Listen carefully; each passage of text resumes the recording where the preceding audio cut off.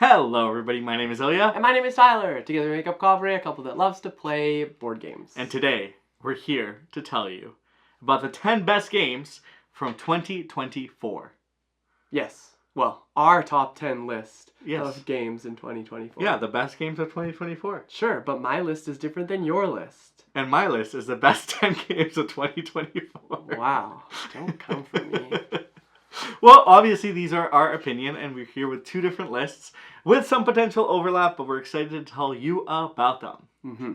This year we played 300 different board games. That's a lot of games. That is a lot of games. That's almost one different game every day. Almost. Yeah. Wow. Yeah. I mean, some of the games we played multiple times. Well, most of the games we Most played of the multiple times. games. Yeah, but anyways, my point being is that I guess what I want to try to say is this list does not include all 300 games. It is actually a list that is about games released in 2024. Mm-hmm. So these are new games that were released this year that we thought rocked it this year. Rocked it. Mm-hmm. And unfortunately, we did not play all the games released in 2024. That is also true. So there's some games you may not see on this list simply because we have not had the opportunity to play them. Mm-hmm. For a variety of reasons. Maybe we don't know about them, or maybe we really, really want to play them. I can think of a couple, but we just haven't been able to. Yeah, we've had 300 games to play. Well, with that said, what can you expect in this video? What we're going to do is we have shared our list beforehand, so we will not talk about the game until it is higher on the list. Mm-hmm. So for example, if my number 10 is Tyler's number 1, we will talk about it when it reaches Tyler's number 1. Yes. So if we do some skips, that's why. This is to save you from obviously looking at one of us while we're getting excited about the game, and then the other person is just like, you're right, but I want to say more. So we're going to do that. It gives the person who ranked it higher a better platform to talk about it, which is also nice. Exactly. Now, we will also do our honorable mentions right after we do number 2. Yeah. That way, you can anticipate to see if some of those snuck in. And then you don't, because if we do them right away, you'll know those games won't make it in our top 10. Exactly. And that's no fun. That's no fun. With that said, we can get started and dive right on into the list. Okay, anticipation over. Let's start this list. Number 10. Number 10. We're going to go with me, and it is this game called River Valley Glasswork. This one's from All Play, and basically what you're going to be doing is opening a glass store around this river and lake, I suppose. But on your turn, you're going to be essentially set collecting these little glass gems and placing them into your storefront. The trick is the way that you set them up is the way that you end up scoring points. And it's interesting to be able to puzzle that through because the ones that you place first on the left are going to be worth less. The ones that you place on the right are going to be worth more, but you have to do this in such a manner that you're collecting at the right time and at the right pace and the right ones, because you can't have all of the types of glass in your store. That would just be unfair. Too many glass. Mm-hmm. So it's a nice little puzzle. It's quick, it's easy to teach, and it's just a super approachable, beautiful game. I really like River Valley Glassworks. I feel like the textures in this game, the way it's presented, and the approachability, it's just a really fun package, and it's gorgeous. Mm-hmm. Yeah, I guess it's in my number 10 because of the way that it, the drafting is really neat. I think that you have to, you basically have to spend a gem of a certain shape to be able to draft on the left or right. Mm-hmm. And I think that's really interesting. It provides an interesting decision space of you maybe blocking other people out from being able to get them while moving the river tiles so you're able to complicate the draft a little bit more for everybody around you. Mm-hmm. And I think that's an interesting interaction between players because some people don't like the player interaction that's intentional, and this game does it unintentionally while you're still able to puzzle your way through your own little board. Mm-hmm. And because it's so quick, you'll score, you think you've lost or maybe you've won, and then everybody else around the table is let's just do it again. It's fun to overload a piece so then someone's forced to take so many pieces. Yeah, true. Because that sometimes is not a good thing. Mm-hmm. You can't be overstocked. That's not a good thing. No, it's not. Mm-hmm. That's River Valley Glassworks. Exactly. So we will skip over my number 10 and my number 9 because they're higher on Tyler's list.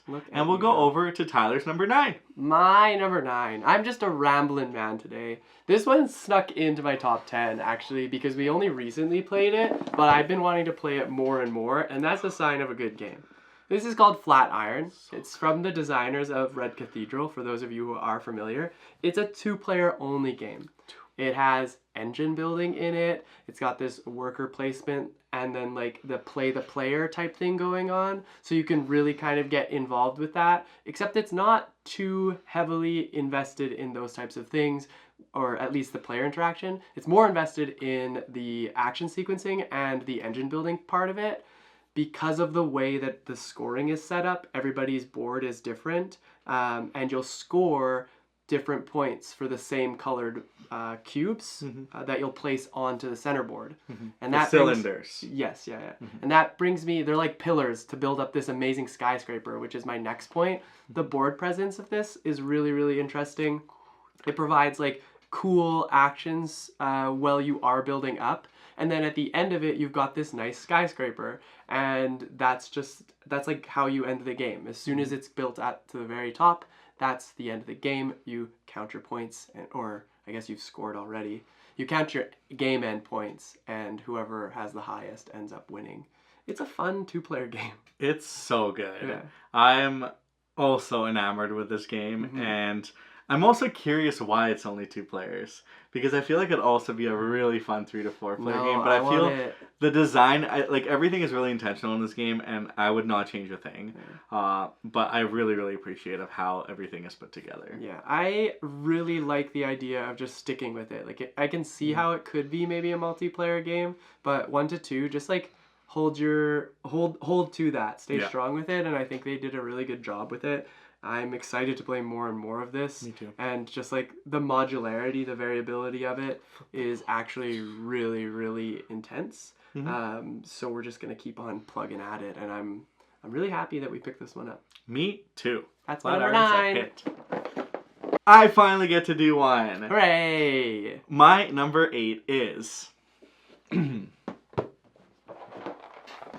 fromage. Cheese. Or cheese, as some may call it in English. Now, fromage is a simultaneous worker placement game, and where you'll place workers, get resources and a variety of things for your board, but then the board will rotate, and you'll get workers back in different turns, depending how good your actions are. So it's really, really clever because you can get a lot of really good stuff, but then you have to wait a long time to get 3 turns to get your workers back. Yes. Or you have to really plan to make sure you have a worker to use every turn at least, so you can do some good stuff. Because some turns you might not be able to do anything. Why I really like this game is because of the simultaneous play. Everyone's able to do something at the same time.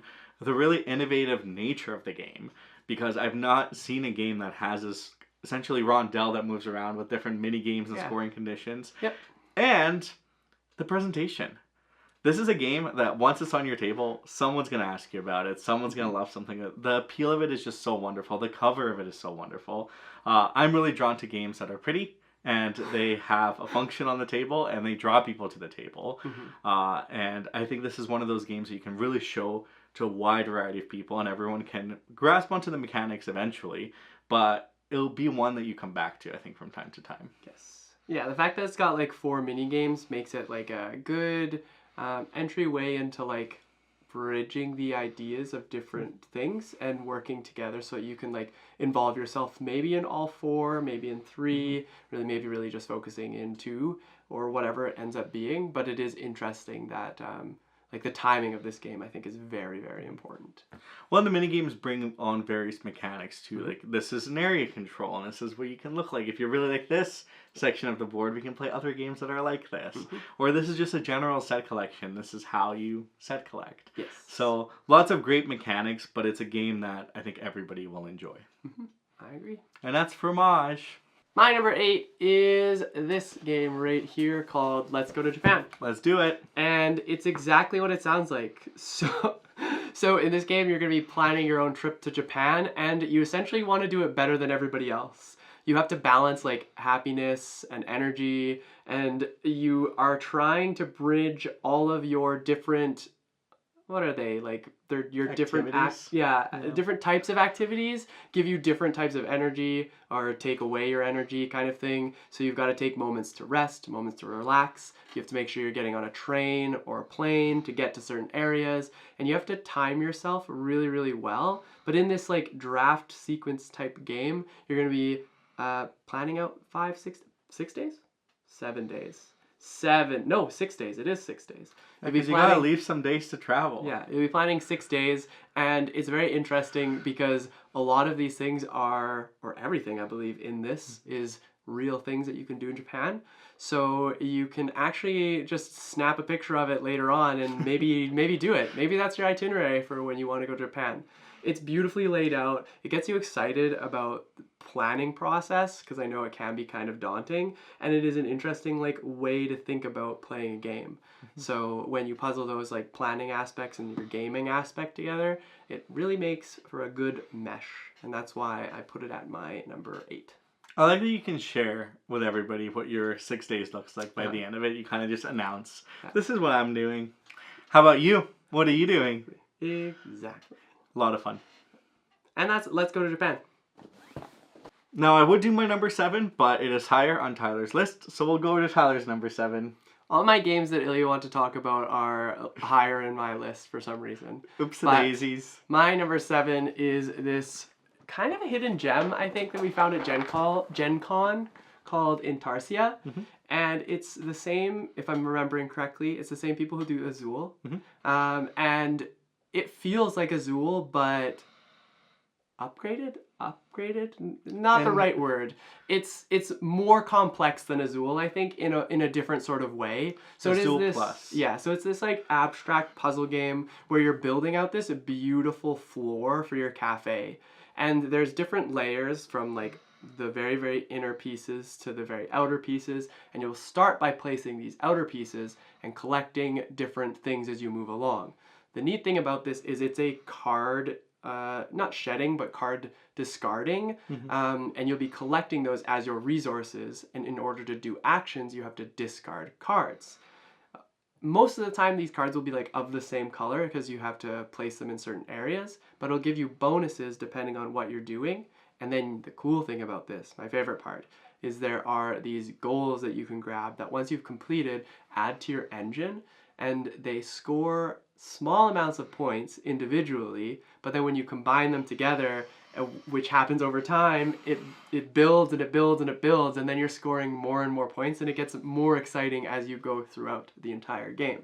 There's a lot of different ways to score in this game too, so it's always interesting between what do I balance, how do I balance it, do I maybe just go all in on one specific thing. So the puzzle is for you to figure out, and that's part of why I love this game, is you can go your own direction no matter what you're doing, and it will work out most times in your favor, hopefully enough to snag you the win. And if you're a tactile gamer, this game has so many wooden bits, and placing them all together so they fit all so nicely. Yes. Just so good. Yeah. The board at the end of the day is something that you can honestly take a picture of, and it would make for some good abstract art. It's a good inspiration for your next floor design. Exactly. And that's Intarsia. We're on to number 6. And my number 6 is Daitoshi. Nice. So this one's from Danny Garcia and Devere Games, and it is just a masterpiece in my opinion.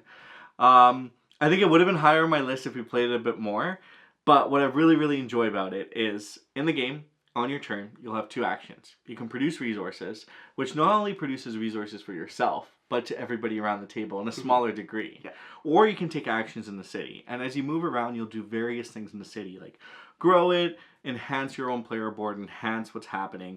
Make sure you're building a relationship with the yokai, because if you do anger them, bad stuff will happen. Bad news. You'll lose points, and your board and engine won't be as functional as it can be. So there's so many layers of the game that you're trying to balance and trying to work out. And I think that's the magic of it. In order to do something, there are certain requirements that you have to meet. And often you kind of have to go through that checklist of, do I have everything that I want to do in order to accomplish this? Yes. And if you do, fantastic. You usually get quite a nice heaping reward for that. But sometimes it does take you a while to get to that whole checklist and make sure that you do have everything. What I really like about this game is the resources that you have, and what your state currently looks like really dictates what you can do in the game. You're not just going to go willy-nilly throughout the city, be like, oh, I guess I'll do this, and I guess I'll contribute here. No, you have this, you have these resources. It's probably good for you to go here and do this action. So the game almost drives you towards what you should be doing, with enough flexibility to adapt your own strategy. And the last thing I'll say that I really enjoy is there's a fun little engine piece of it where as you collect tiles, you're able to either gain coal or water. And if you gain in the appropriate direction, you create steam. And steam is extremely useful in this game. It's going to do some great things for you if you plan accordingly. And last but not least, it's part of the whole larger game saga. And it's really neat because this game is a precursor to Sand, which is all essentially a barren wasteland. And by the end of Daitoshi, you can kind of maybe begin to see a little bit of that. So it's a wonderful game. I can't wait to play it more. It definitely is one of the cleanest, I think, Devere designs. And I, again, love the stuff that Devere does, as you'll see. Yeah, the game is pretty complex in itself, but it does kind of benefit itself through the simple action sequence that you are following. The one thing I will say about this game that I found really interesting and something that I still need to get used to while we're doing it is the battle of back and forth.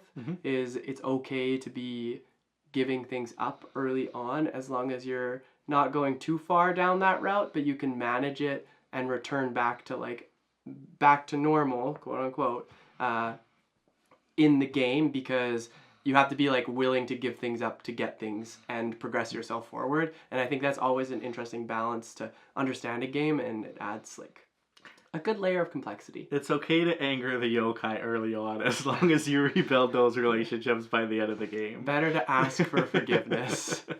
And that is Daitoshi, my number 6. 6. Speaking of number 6, and we'll toss in number 5 here too, mine are skips. Skip. So we'll jump right to Ilya's number 5. My number 5 is a game that is simply spectacular. And it is... Not spectacular. Can you imagine? Spectacular. You should have done it. Missed So, opportunity. This is Chili Fox's latest game, and what it does is you're building this wildlife sanctuary of different animals by simultaneously drafting from a board that you'll be passing around and from your own little space. You'll draft 2 things, tiles or dice, place them on a board, and you'll keep going. Now this game is a point extravaganza. Yes, There's a lot of points that you're going to get from the way that you place tile in each of your habitats. If you have the multipliers in there, they'll score. The different animals that you have will score. If you build the watchtowers around them, they'll score you points. And of course, the entryway, the intermediary scoring, there's points. There's a lot of points. There's also objectives that you can play with in an advanced game. And that's something I particularly enjoy games. When you can score 300 points, it just feels better than scoring 3 points, you know? The mathing does feel good. The mathing does feel good. But what really sold me on this game and why it is in my top 10 is the fact that it is a mid-weight fun game with a lot of opportunities for crunchy brain thinking and strategy and decision making. But you can play this in 20 minutes. Yeah. It is 15 turns. All those turns are simultaneous. The decision making is still really fun. Like, it has a lot of things I really like in heavier games, but it's condensed in this 20-minute block that everyone can enjoy. And it plays up to 6. It plays up to 6. We mean it can be done in 20 minutes with 6 players. Yeah. And even the teach is not that complicated too. So like the first game you can play in half an hour and it feels like it should be a longer game. But what that means is you're able to play it more, you're able to try new objectives, you're able to try the advanced side of the board. There's so much scalability. This game is so gorgeous. There's so much fun in it. Chili Fox is back, baby. It's back, baby. Well, they never really left. They have really great games. And I encourage you to check out their library if you have not yet. Yeah, they have a variety of great games, from party to really complex games, and Spectacular lays like kind of perfectly in the middle, I would say. Ilya kind of nailed it on the dot. It's a great game. It's spectacular. Spectacular. That's my number 5. Okay, my number 4 is actually a game we do not own. Oh. Yeah. It is, well, okay, I backed it because I recently backed the newest game. And the game that I'm going to talk about for my number 4 is called Inventions. Inventions? Yes. Yeah. Here I am wondering if that's the right name. Well, because there's inventions, inventors, inventing. There's lots of... Yeah. This one is Inventions. This is a Vital Lacerda game. It's from Ego Griffin. And wow, this game is a doozy. If you like Lacerda games, let me just tell you, immediately go check this one out. I will tell you that we've played almost every one of them. And this one is probably one of my favorites, if not my favorite. It is basically set in this stage where you're kind of in this era of developing things, but if you're familiar with like civ tech trees, you are starting out in one phase and then eventually going into like these robotic type things in discovery. The cool thing about this game is throughout the entire time you're playing, you're going to have so many different actions that you'll be taking, as you kind of would expect in this game. But the brain burn, the crunch that you're going to get from it is actually super fantastic. There's things like actually just writing up a blueprint. There's spreading the knowledge. There's bringing it and building like prototypes. And then interacting with everybody on the board to kind of make sure that you're involved in the process as well. Because you don't want one person to be the only one driving a particular invention. You want more people to be involved. And how you do that is very, very interesting.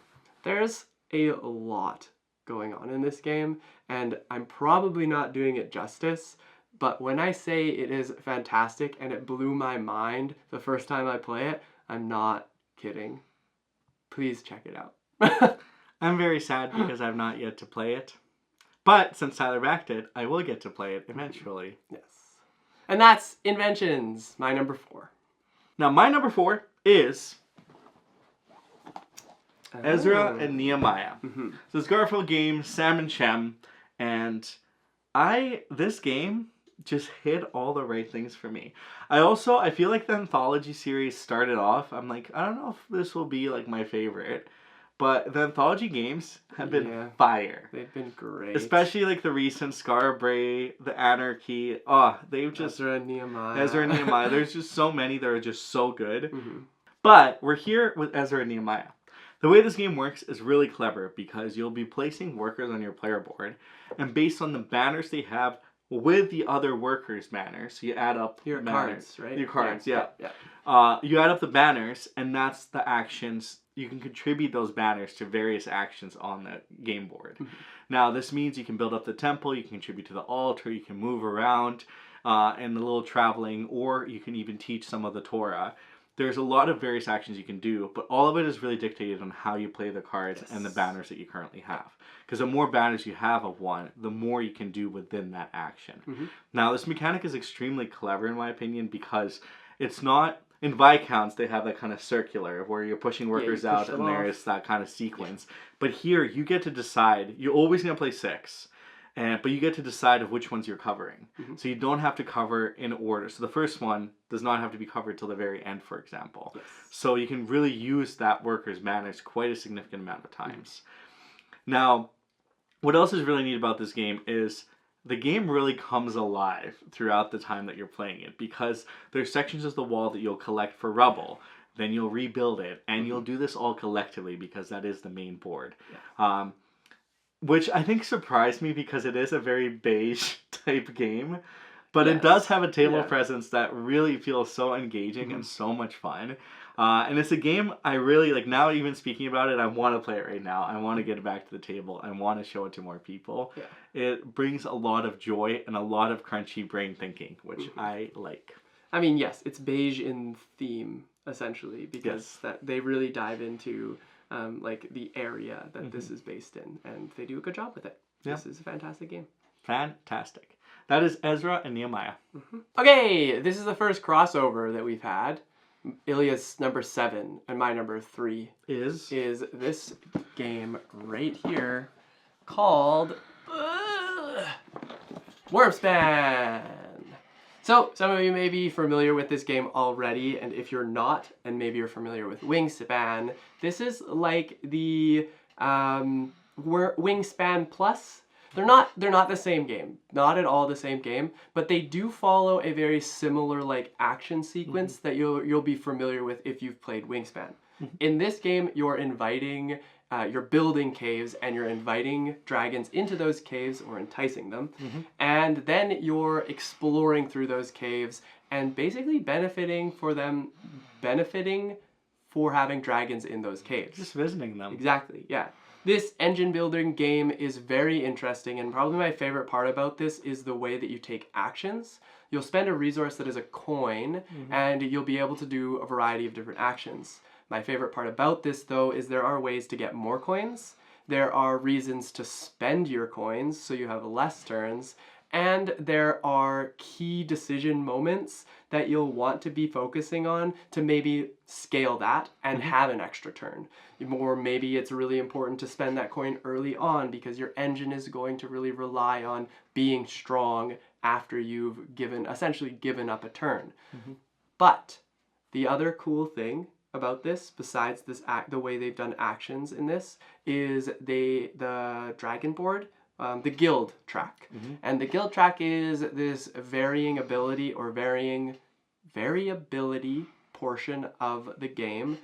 To say that there is more, but this one in particular is an interesting thing where you'll move around this guild track, and every time you pass or get to a point, you'll collect the resource. More interestingly enough, place a cube onto the center board, which will get you a variety of different abilities, some game end scoring, and things along those lines. The cool thing, and I'm going to keep on saying it, about Wormspan is all of that put together, along with the variety of ways to score points. It just makes for a very pleasant game, while diving a little bit more into a heavier style game, and I'm very appreciative of that. I think Tyler covered majority of what I was going to say. I nailed it. So he nailed it. But the one thing I'll add is, to your earlier point, this does feel like Wingspan Plus. It's the hobby, and where Wingspan you can really show anybody. I think this one there is a little bit more layers in complexity and strategy, and it's more of a gamer's game. Where I also really enjoy it is the art type. There's a whole book of these dragons that have been discovered and their history and a little bit about them and who they are and what they do. And that's great. It's a new world that is being built, and the art style is very unique and different. That really invited me over the first few games we played over to the last few games we played. Yes. It's a great experience, and I would definitely, if you enjoy Wingspan, I would recommend trying Wormspan for sure. That's Wormspan. Wormspan. My number 3, your number 7. 7. My number 3 is Cities. Ooh. So this is another DeVere game, and it's from Phil Walker Harding and Steve Finn. And in this game, you're building your own little neighborhood in a city. And which city? Well, there's 8 of them. The really cool gist of this game is on your turn, you'll place a worker and do one of the 4 things that you have to do. Now, the catch is that you can choose the order of taking those things. So do you want a tile first? There's a perfect tile there for you to build the base of your neighborhood. Do you want buildings? Do you want goals that will be objectives for you to score? Or do you want little landmarks to place on your tiles? Now, everyone will be making those decisions as you take turns. So if I choose a goal, maybe I miss out on first choice of a building type. And Tyler, how dare you? oopsies. And Tyler takes the buildings that I want. And that simplicity in action selection, although it seems quite simple, there's so much strategy that goes into it. Yep. And knowing and hoping that someone doesn't take what you take while you prioritize something else is the heart of this game. There's going to be a lot of letdown moments. There's going to be a lot of making the best out of what you get. Yep. And the variability is just the fun part of it. There's 8 different cities with different scoring conditions. The way that the goals come out, they're always going to be different. Are you able to stack a couple of goals? This is a game where I think it shines in it being introduced to really any type of player. And I think any type of player may enjoy this game. I think this is a true collaboration of Phil Walker Harding and Steve Finn, who make a lot of games like this. And it really is a love letter of the gateway games that really introduce more people to the hobby. Yeah, I like what you said with like making the best of what you're given, because that's definitely what this game does. Is you're not always going to be able to use what you get for your like last pick essentially, but you've got to make it work. And that's the interesting thing about this game and a couple of other games that you've already talked about is timing is really important. And I think that's an interesting thing I've been noticing a lot more in games that I've come to appreciate how important like doing certain things at certain times really is. That's a great point. And that is cities. Well, we've gotten to another skip for Ilya. His number 9 is also my number 2. And that game is called Harmonies. It's so pretty. It is so beautiful. I'm going to say this right off the bat, is people who compare it to Cascadia, you're right in a way, but it's not the same game. I think that Harmonies is very different than Cascadia. It falls into the same category of like drafting and figuring out the puzzle, but it really is only animals and habitats if you really want to go for it. But I appreciate the comparison because Cascadia is a wonderful game, and so is Harmonies. Tyler's biggest pet peeve in gaming is when someone says blank or something is blank killer. Yeah. So I as soon as he reads it, I just hear from the other room, It's true. I really like Harmonies. I also really like Cascadia. There's no killing involved. Yeah, there's no killing involved.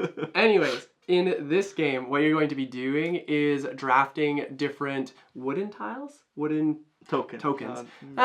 You're going to be drafting habitat tokens. Things. And each time you'll get 3 of them, and you'll have to decide how you want to place them onto your board. After you've placed them, you also get this opportunity to take a animal if you don't already have 4. And when you do take them, there are different patterns that you have to kind of create on your board to be able to score yourself points. Now the cool thing about this is there can be a variety of different scoring opportunities for specific cards. So some will have like 4 different scoring opportunities, while others will have 2. Some will give you way more points just for having like 2 of them, while you kind of don't get as many for having 4. But the cool thing is you get to take one of the cubes off of the card and place them onto the pattern that exists based on what the card is telling you. Then you've exhausted that space, but the cool thing is I keep on saying the cool thing is. But the awesome thing is, the thing that makes this game even cooler is you can combo off of the exact same spot, and you can kind of have this like circular pattern that will give you points for basically the entire card. So it'll complete your card for it, assuming that you are able to like place the right tokens around it. But there's also scoring that happens just for placing those tokens. There's of course making a river go through the board. You'll score points for the length. You can score points for mountain ranges, for the forests that you end up creating, the plains that you end up creating, and then I believe they're actually like housing, right? Yeah. So the buildings that you end up putting on your board too. It's quick, it's fast-paced, it's puzzly, but it's also restrictive. And I think that's the biggest difference between Cascadia and Harmonies is restrictive in nature, in a sense that you know where you're able to place things. Once you use that space, with a few exceptions of the different tokens that you take, most times you won't be able to place onto that space again. And you're really restricted in the next places that you're able to place. And then it also leans into the cards that you are ending up taking. But that's enough from me. What else do you have to say? There's a lot you can do with planning in this game, and I think what's really neat about it is that you always can feel quite good about what you're doing. You can always go towards your goals, and even if you don't get the habitats that you want, which often happens, you can adapt and pivot and get other cards. But I think what generally makes this game shine so bright is the artwork and the production quality. The fact that there's these nice wooden chunky bits that you're consistently playing with and building up on your player board. The art in this game is probably the most gorgeous art of 2024. it's a gorgeous game. Each is of a the gorgeous cards game. is so uniquely illustrated. The cover is fantastic. This game is an art piece on your table. There's honestly not a lot that I would change, with the exception of I want more. I would like to see more animals. I like to see more boards. I want more Harmonies content, because I do think this is a game that will withstand the test of time. More boards would be interesting, actually. Yeah. The different like patterns that you could lay out. I would like that. Yeah. Well, it's on there's a new wooden block. Yeah. How do you score that one? We don't know yet. The last thing I will add about Harmonies in its like restrictive nature sense is that basically by the tail end of the game, you're deciding where you can give and take on the points. Yeah. So do you take tokens that you're going to place onto your board to score your animals? Do you take them to score the habitats that you're working on? Or are you able to do both? And that's where it like really shines, is planning ahead to be able to do that, hoping the right tiles come up, but then also being okay with like sacrificing certain areas so that you can score more points like at the end of the game. I like to do everything correctly. Well, in a perfect world, that's what would happen. But we're talking about Harmonies. Harmonies. And that's my number 2. And Ilya's number 9? And my number 9. Yes. Yes. Yeah. All right. So now it's time to talk about my number 2. And my number 5. Collectively are number 7. No, that's not how that works. Oh, oops. Now, I will say, this was so close to number 1 for me. I feel like I've had a personality crisis the last month. I am surprised it is not your number 1. Honestly, it was so close. It was a hair, and it kept flip-flopping. Mm-hmm. But my number 2 game and Tyler's number 5 is The Gang. Now, The Gang is a cooperative poker game where your goal is to correctly predict the hand rankings of everyone at the table. Mm-hmm. The way you'll do this is by grabbing chips of what you think your hand is in the order of how many players there are. Yes. The only time that it fully matters is at the very end of the round, when you, or just before you reveal. If you grab the chips in the correct order, you win. Yes. And you have to win 3 times to win. If you do not, you lose. And then you lose 3 times, you lose. It's also really fun because it's themed around a heist. So you're trying to break through a bunch of vaults, you're trying to do everything correctly and really communicate to each other to do everything smoothly. Mm-hmm. Now, I don't know what it is, but it's been a long time since I felt this way about a game. Yeah. I feel like reviewing games and playing over 300 games a year, we are exposed to a ton of games. And it's playing this game, there was a fire that was ignited in me. Mm-hmm. And there's just I can go on for a little bit, which I will in this video, of all the reasons that I really enjoy this game. Yes. First of all, I really enjoy poker. Mm-hmm. I think this is a nice callback to poker, but it takes out all the things that are stressful and negative about poker. I don't want to lose money. I don't want to worry about doing the right thing. Here I'm in a cooperative environment where I still have those chances of hitting those like really good hands, but I get to do it in a collective way where we get to all share in that. Yeah, there's no risk. That's why it's like one of my favorite games, is because of that. I'm not huge into poker, while mm-hmm. Ilya is, so this is a good like safe space for me, I guess we could say. Mm-hmm.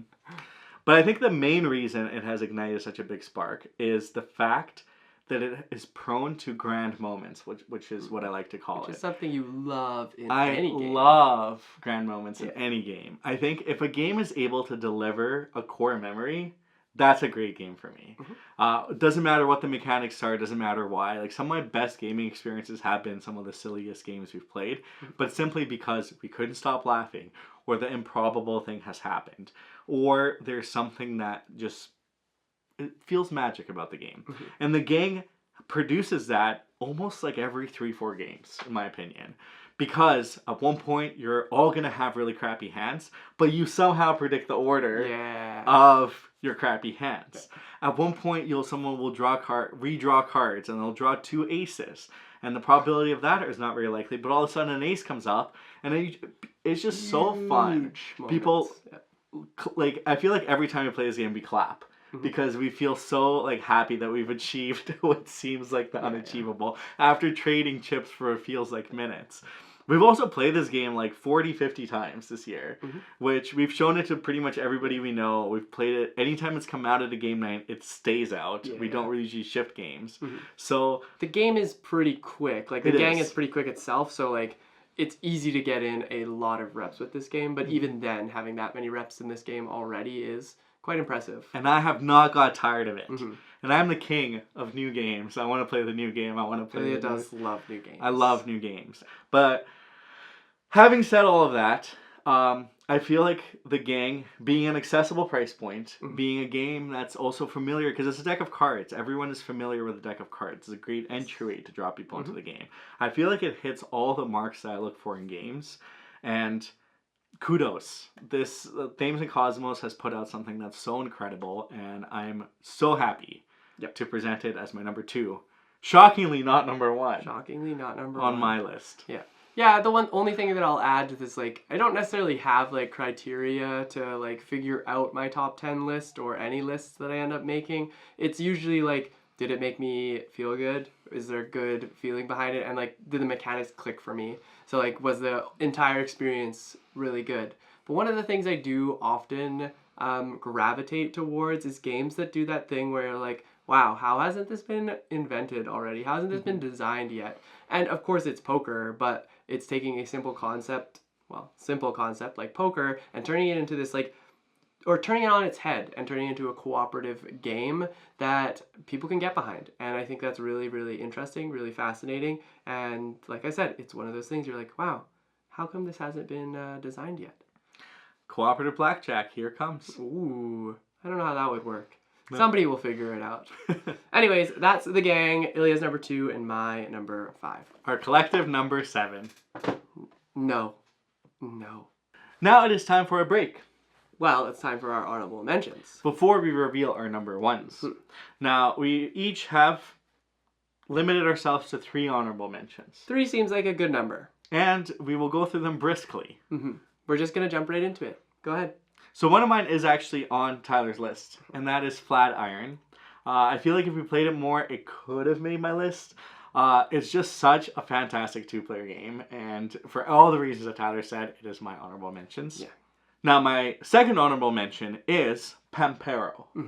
Now, this is a crunchy, big box game with a lot of strategy, a lot of replayability, and the production quality of a lot of wooden bits.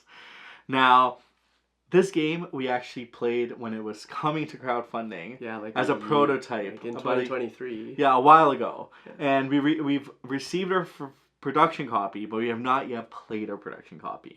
And I do think if we played the production copy a couple times this year, it would have made my list. Simply because it does such a phenomenal job at translating a complex experience into something that feels not complex. Yeah, and it makes sense. When games make sense, when you're doing things thematically in a complex setting, that it doesn't feel complex, I feel like that's a really good sign of a game. And I think Pampero does that. It's such a unique and wonderful theme.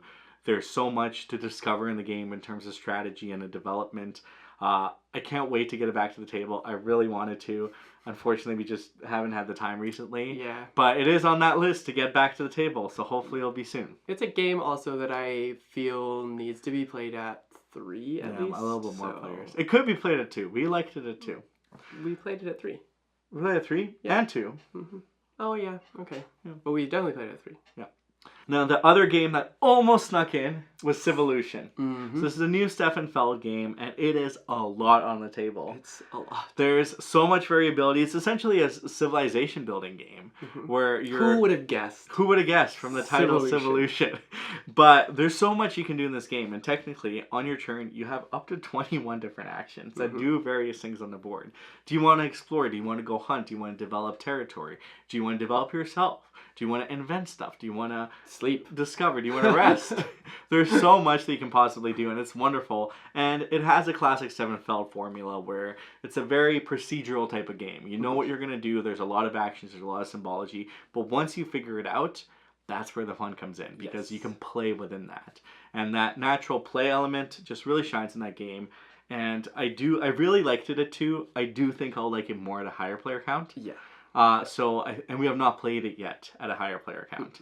But I'm excited to teach it, and it does, I will say, to me, I thought it was going to be more complex than it was.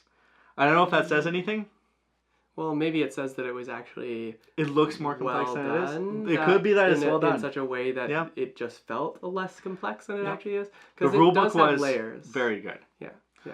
it does have layers, and I agree. I think it's probably a 3 or 4 player game. 2 was fine, but because of the map, I think the discovery of that map, that game ends up being a little bit different. Fair. Yeah. So that's actually a good point to a good transition to my first honorable mention. My first honorable mention is Arcs, which is actually right behind us, and essentially similar to Ilya, I think that this game was really, really good. We played it at 2-player, and it was just like a head-to-head, and I quite enjoyed that. I think the issue that I have is that I can see myself really only wanting to play this game at 2 players or at 3 or 4. There's like no in between for me, I don't think. I haven't played it at 3 or 4, so I think that there's a lot of like table talk that might go on, or like negotiation, well, not unnecessary negotiation, but like intentional negotiation to mitigate what everybody else is doing while also like sneakily getting done what you need to get done, or completely getting destroyed because everybody's ganging up on you. But who knows? Those are things that we have to experience. I want to experience, and that's why Arcs is honorable mention, not in my top 10. It's also not the type of game I usually gravitate towards, because those types of games where there's like a combat or like table talk like that, I think is not really my vibe.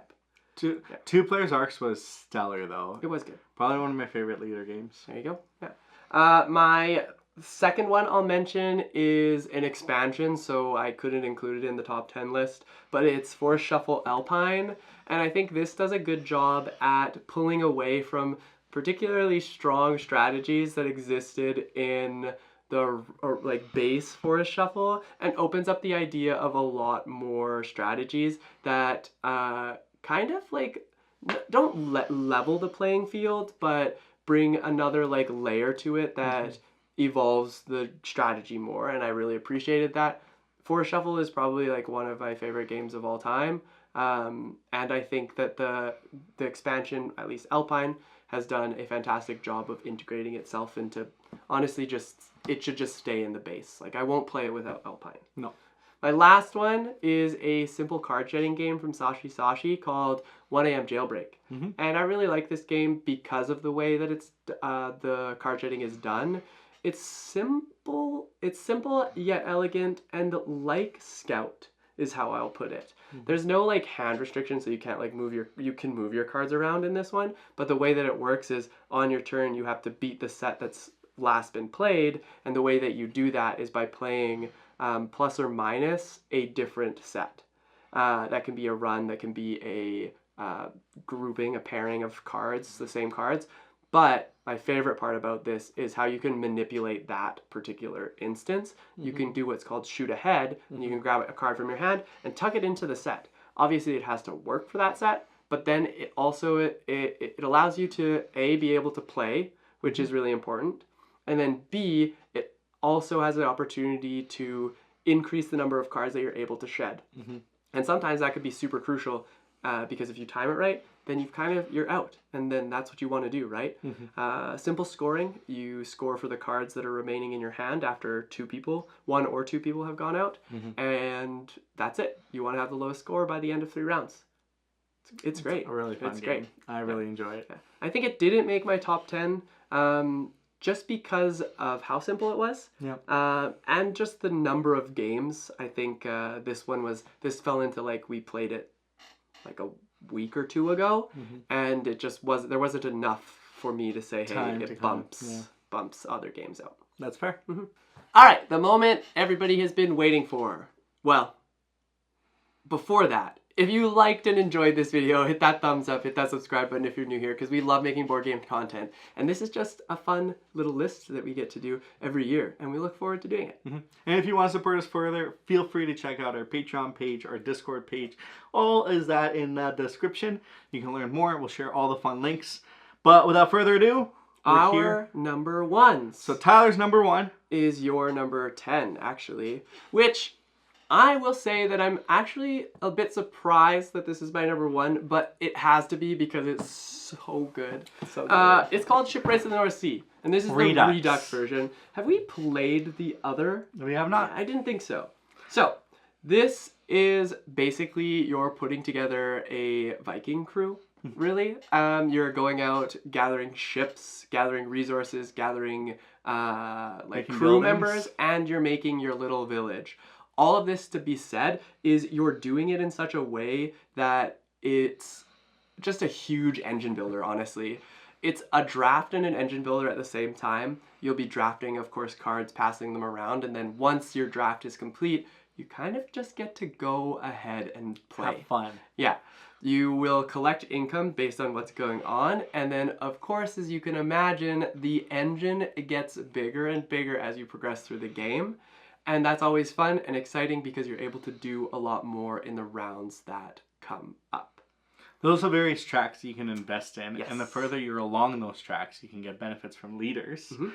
You'll also get various cards if you reach certain thresholds. So the more that the game continues, the more that it contributes, the more that you can do. Which is really fun because I love games particularly where you start out doing just a little bit here and there, and then the more that you do, the more you're able to do, and it kind of just scales out from that point on. Hence, the engine building. Yeah, and the upgrading, the tracks are really interesting because you want to move along these tracks. They're the way that you score your points. The reason that I think I gravitate towards this game and the reason why it's made my number one is that the first time you play it, it's just a discovery game, and you have to accept that you won't get very far on the tracks. You might. You might. If you figured it out and you've got a good engine going, maybe you get far on a few of the tracks, and that's awesome. But in some instances, it's really scrambling to figure out the strategy in the first couple of games. And I really appreciate that in games because it brings me back to the table and gets me to play the game even more. And when I enjoy it off the first bat, even after doing not so great, I think that's a testament to how much I enjoy it. And now that I've played it more and more, I get really excited when I am able to cross those thresholds. And then it's almost like a battle between, can I win the game against the people that I'm playing with, but can I also do better than I did last time? And I am super appreciative of any type of game that does that, because as somebody who likes to win but doesn't always win, it's nice to be able to say, hey, I did do better than last time, or maybe next time I need to do this, maybe next time I should try this. There are like a lot of learning opportunities in this game, and I really like it. The one thing I'll add to that Tyler did not say is we love Garfield games. Yeah. They produce some of the best games that we've played, that we enjoy, and they're really our bread and butter. What this game is great as is it's a lighter game. Yeah. So we often throw Architects at all of our friends to be like, let's see what Architects is. And sometimes that's even that is challenging. Where I think this game can fill a little bit more that part as well, where we can say, let's try this game. Oh, you like this, you like a lot of the art, you like a lot of the iconography. These types of games, let's do one up. Yeah. And kind of introduce more people to other Garfield games. Because let's face it, we're not going to throw scholars or inventors at somebody who hasn't played a lot of board games before. Yeah, what a way to make people not play board games again. Yeah. So that approachability, step by step, I love that for this game as well. Yeah, and I think you nailed it on the dot right there. The cool thing is they're doing these Redux games, and well, it's just for this one. It's just for this one. They're doing this Redux, and it's super interesting to see the evolution. We obviously have not played the original Shipwrights, like we said before. I want to, of course, just to compare, just to see. But at the same time, it's interesting for me, from a fan of Garfield games, to see these evolve and like. I want to say get more and more clean is the best way to describe it, but it feels like refined. They figured it out, and they're still figuring it out, and every time they do it, they're making it a lot better. But because they've taken this step back, like Ilya was saying, and made this one slightly lighter than like a lot of the newer Garfield games that they've released, I think it's just great. It's fantastic, and I love to see it. Fantastic. And that's my number one, Shipwrights of the North Sea. And my number 10.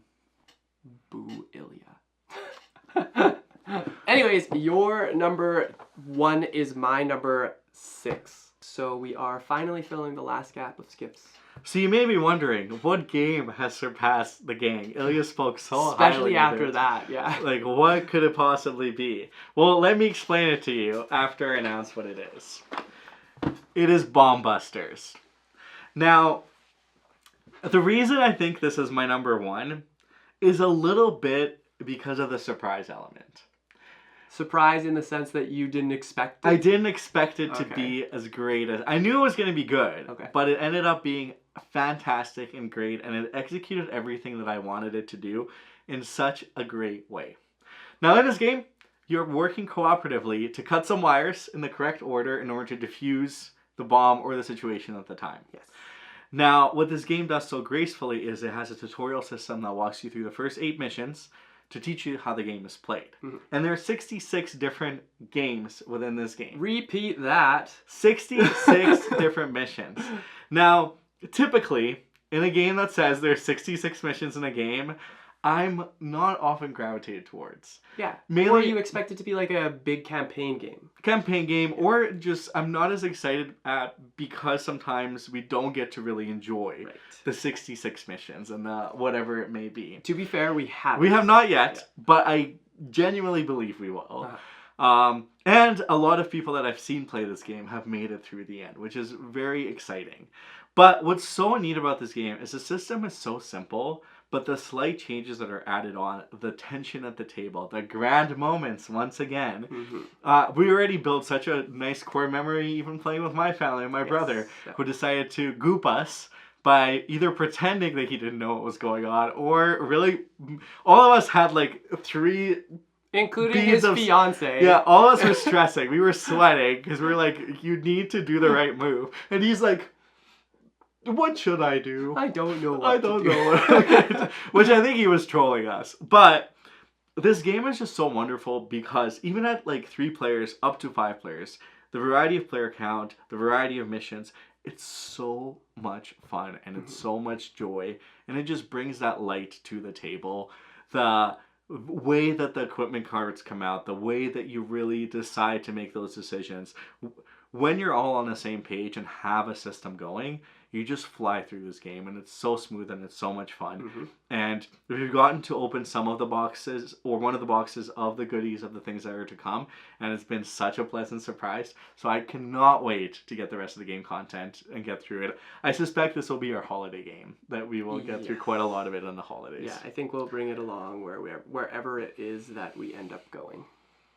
But I think you've kind of covered it all. I really like this game. It tickles my logic brain, which is always great. We do love logic. And it's a nice little puzzle that I think everybody can kind of get behind. Same thing with the gang and Bomb Busters. It feels like this game should already exist. So I'm really happy that it does now, and I'm really happy that we get to play it. And yeah, the fact that it has 66 missions is like wild to me. It's got a lot of value in one box, and that also just adds bonus points to Bomb Busters. Bomb Busters, baby, number 1. Now that said, that has been our top 10 of 2024. The best games of 2024. Yes. Now for our question of the day to you. What's your favorite 2024 board game that you played? Maybe it doesn't have to be a 2024 game, but what's your favorite game you first played in 2024? Yeah. What's your favorite game that you played in 2024? Let us know down in the comments below, and maybe we've played them, maybe we haven't. And what games did we miss? Yeah, maybe we need what to games add it are to you our list. just surprised they're not on our list? Did we do a disgrace to your list? Maybe. We'll chat about it in the comments and we'll have a fruitful discussion. A fruitful discussion. Yeah, let's do that. Until next time, though, we really hope you enjoyed this video. And again, if you're new here, hit that subscribe button. We're happy that you joined us for this venture. Happy holidays and Happy New Year. We'll see you in the next one. Bye. Bye.